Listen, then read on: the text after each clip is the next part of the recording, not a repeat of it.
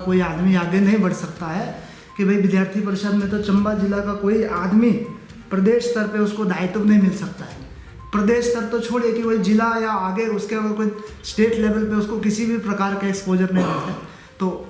ऐसे सभी भ्रम और ऐसे सभी मिथ्ये को तोड़ते हुए अखिल भारतीय विद्यार्थी परिषद का मैं जिस संगठन ने आज ऐसे व्यक्ति को कि ये जो पांगी से निकले हुए व्यक्ति को चंबा से निकले हुए राष्ट्रीय स्तर पे पहचान दी, तो ये संभव अगर आज हुआ है तो ये अखिल भारतीय विद्यार्थी परिषद में ही संभव है। और किसी छात्र संगठन में ये सब बातें करना मुझे लगता है एक खोखली बातें बहुत सारे वो लोग करते भी हैं और लोगों को भ्रमित करने का काम करते हैं। तो ऐसे अखिल भारतीय विद्यार्थी परिषद का मैं धन्यवाद करता हूँ कि जिन्होंने एक ऐसे एक साधारण कार्यकर्ता जिसने कभी ये कल्पना नहीं की थी कि भाई मैं भी अखिल भारतीय विद्यार्थी परिषद में राष्ट्रीय स्तर पर पहुंचकर अखिल भारतीय विद्यार्थी परिषद को राष्ट्रीय स्तर पर उसका प्रतिनिधित्व करूंगा, एक ऐसा मौका मुझे अखिल भारतीय विद्यार्थी परिषद ने दिया है। तो साथ साथ मैं बात करना चाहूँगा कि वही कुछ जिसको बोल सकते हैं कि छद्म वेशधारी लोग जो अलग अलग रूपों के अलग अलग चेहरे अलग अलग बहरूपियों के कारण मुझे लगता है कि हमारे इस देवभूमि में अभी भी व्यापक है और पहले से उनका प्रभाव काफ़ी कम हुआ। कुछ मुट्ठी भर लोग अभी हमारे इस देवभूमि में बचे हैं। वो देश को जब देश के अंदर जब आज़ादी के नारे लगते हैं, अभिव्यक्ति की स्वतंत्रता की जब लोग बात करते हैं, जेएनयू के अंदर जिस प्रकार की घटना घटी कि भारत तेरे टुकड़े होंगे इंशाअल्लाह इंशाअल्लाह, इन बातों का समर्थन करने वाले लोग अभी भी मुझे लगता है इस देवभूमि में हैं। तो ऐसे लोगों को अखिल भारतीय विद्यार्थी परिषद उनके कर्म और कृत्यों को उजागर कर समाज के सामने लाना और समाज के द्वारा उनका संपूर्ण रूप से बहिष्कार हो, क्योंकि ऐसे लोग जब यूनिवर्सिटीज़ में आते हैं तो उनको लगता है कि हम क्रांति लाएंगे। ऐसे विद्यार्थियों को भ्रमित करेंगे कि वो क्रांति सुबह हॉस्टल से शुरू होती है और कैंपस में, और कैंपस से आने के बाद ख़त्म। जब वो अपने गृह क्षेत्र में वापस आते हैं, नहीं हमने वो चीज़ छोड़ दी है, परंतु अलग अलग रूपों के माध्यम से कभी डेमोक्रेसी का चोला ओढ़ेंगे, कभी संविधान खतरे में है उसका चोला ओढ़ेंगे, कभी हमको आज़ादी चाहिए आज़ादी चाहिए आज़ादी का नारा लगाएंगे। तो मैं उनसे मेरा ये कहना है कि आखिर भारत जैसे देश में, सर्वधर्म समभाव वाले इस देश में, एक धर्मनिरपेक्ष वाले इस देश में उनको कौन सी आज़ादी चाहिए? और वो आज़ादी के नारे देश के साथ साथ मुझे लगता है हिमाचल प्रदेश इस शांत देवभूमि के इस चंबा के कुछ कॉलेज कैंपसों के अंदर भी कुछ लगाने वाले, कुछ हमारे जो गांव से आने वाले विद्यार्थी है, जो ग्रामीण परिवेश से आने वाले विद्यार्थी है, गरीब विद्यार्थियों को भ्रमित करके उनको उस मायावी जाल में पहुंचा के उसको आज़ादी का स्वप्न दिखा के, खोखला स्वप्न दिखा के उनको उस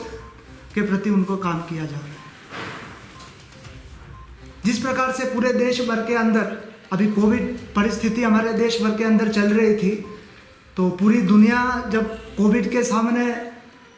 जिसको बोल सकते हैं कि दुनिया ने अपने घुटने टेक लिए थे, तो भारत एक जिसको बोल सकते हैं कि वसुधैव कुटुंबकम की जो बात भारत कभी करता था, और उस बात को चरितार्थ करते हुए पूरे दुनिया के लिए, पूरे दुनिया की मानवता के लिए भारत ने जो कार्य किया वो भी अनुकरणीय कार्य है। कभी हम देखते थे कि कश्मीर से धारा 370 को हटाना, तो लोगों को लगता कि नहीं ये तो इनका नारा है, ये करने वाले लोग कुछ नहीं है। तो मैं जम्मू कश्मीर में प्रदेश संगठन मंत्री का मुझे दायित्व था, 4 साल वहाँ निर्वहन के। मैंने अपनी आंखों से इस धारा 370 को हटते हुए देखा और अपने आंखों के सामने उन नारों को भी चरितार्थ होते हुए देखा। तो अखिल भारतीय विद्यार्थी परिषद ने जो स्लोगन्स दिए, जो नारे दिए, वो कोई ऐसे नारे नहीं दिए, परंतु हमने उन नारों को चरितार्थ करके भी हम लोग देश और समाज को जोड़ने का काम कर रहे हैं। परंतु वो विभाजनकारी ताकतें आज भी इस देश के अंदर, उनको पिछले कुछ सालों से अगर हम देखते हैं,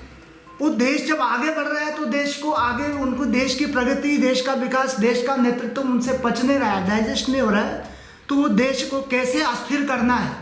देश को कैसे रोकना है, तो देश भर के अंदर हम लोग देखते हैं कि अराजकता का जो माहौल जो तैयार करने का काम कर रहे हैं, ये ताकतें कर रही है। हम लोगों ने देखा CAA के ऊपर किस प्रकार का भ्रांतियाँ फैलाई गई, कैंपसों के अंदर किस प्रकार का माहौल उन लोगों ने खड़ा करने की कोशिश की गई। राम मंदिर का विषय आया तो पहले लगता था कि नहीं, राम मंदिर का विषय के ऊपर अगर कुछ होगा तो देश भर में पता नहीं क्या हो जाएगा, परंतु सर्वोच्च न्यायालय के निर्णय का हम लोगों ने सबने सम्मान किया। और सबसे बड़ी खुशी की बात है कि राम मंदिर का निर्णय आज उसका शिलान्यास भी हो चुका है, और शिलान्यास होने के बाद पूरे देश भर के अंदर अगर हम लोग अगर देखें कि समर्पण निधि का जो कार्य चल रहा है,